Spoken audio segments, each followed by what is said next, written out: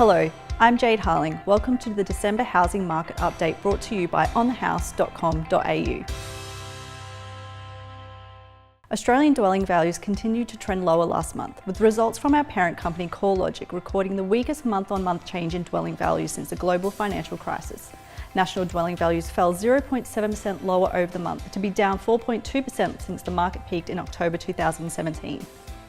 The downwards pressure on national dwelling values is largely confined to Sydney and Melbourne, which together make up approximately 55% of the total value of Australia's housing.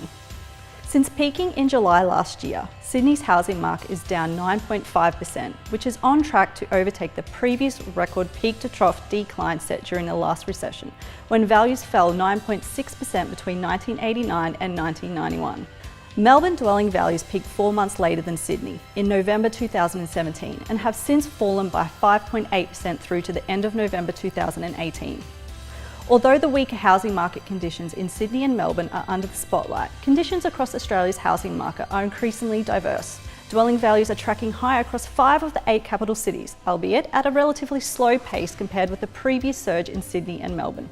Adelaide dwelling values were up 1.4% over the past 12 months, which was the third highest rate of growth amongst the capital cities after Hobart and Canberra.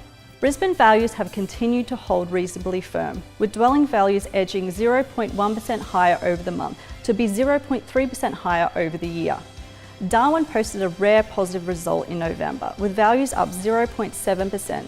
The improved conditions are mainly evident across the detached housing market, where values are up 5.1% over the year. Hobart and Canberra continue to be the standout performers for capital gains across the capital cities, with values up 9.3% and 4% over the past 12 months respectively. The Perth housing market recorded another slide in dwelling values in November, down 0.7% over the month to be 4.2% lower over the year. Across the regional markets, the highest rates of growth can be found across regional Tasmania and regional Victoria. While lifestyle markets are continuing to see a rise in value, growth is slowing across these regions relative to a year ago. The weaker November housing reading comes amidst tightening credit conditions, which are now spreading to the owner-occupier segment of the market, coupled with a deterioration in consumer sentiment relating to housing market conditions.